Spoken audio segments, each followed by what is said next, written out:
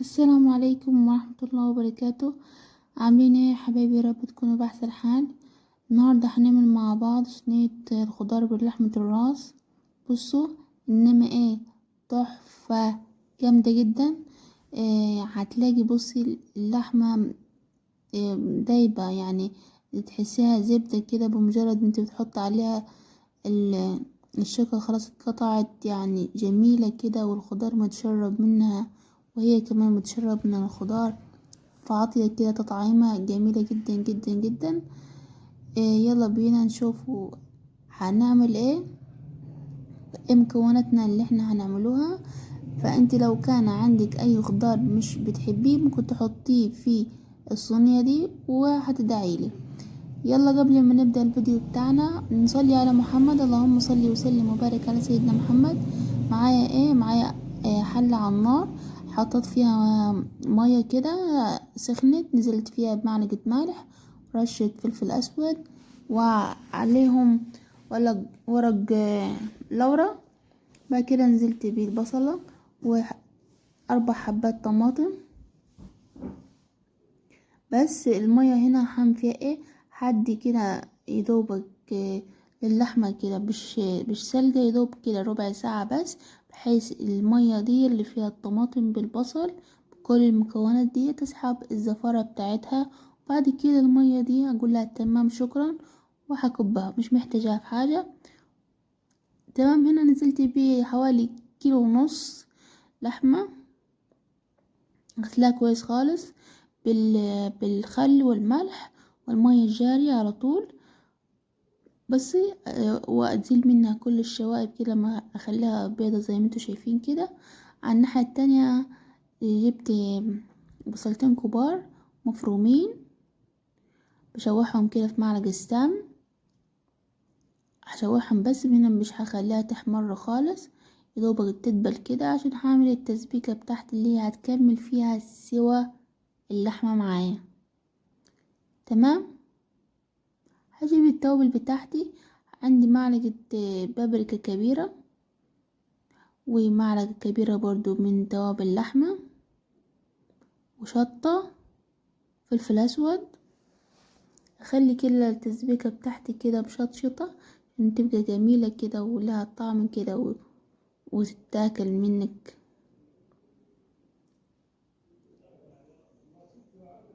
تمام كده، هنزل هنا ب حوالي كيلو طماطم كده فرماها في الخلاط.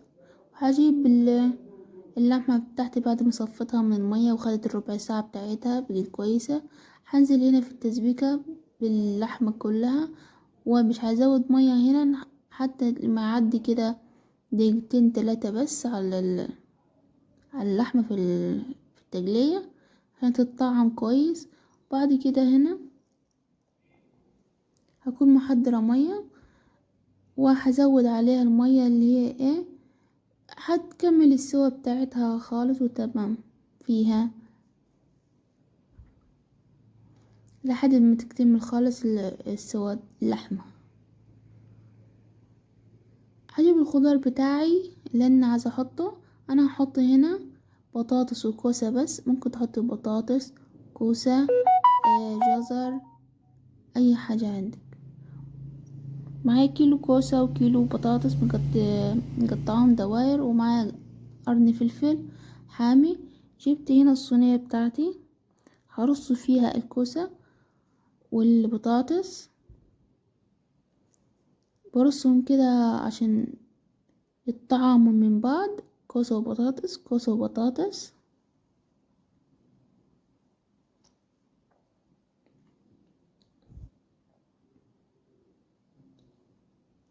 هرصهم بنفس النظام ده. بعد كده بحط هنا كمية كوسة من تحت، بحط عليها اللحمة اللي هي استوت في التقلية. بكرر تاني، هي استوت في التقلية، ما سويناهاش في مية السلق.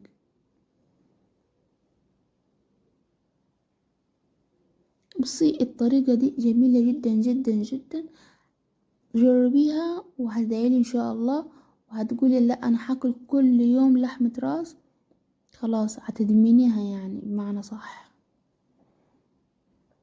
برص كل اللحمة عندي وبحط عليها برضو كمية خضار تاني، بحط يعني خضار فوق وخضار تحت علشان تتطعم كويس الخضار منها.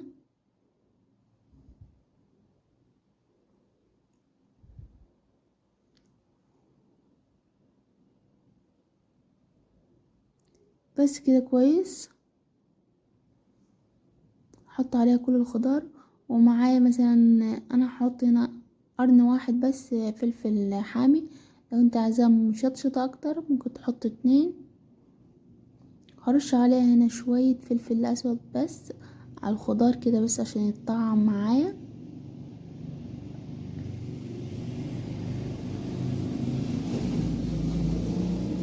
تمام كده. خلص كل كمية الخضار وهجيب التسبيكة بتاعتي اللي هي استوت فيها اللحمة معايا، وهنزل عليها هنا على الخضار علشان ايه تستوي فيها.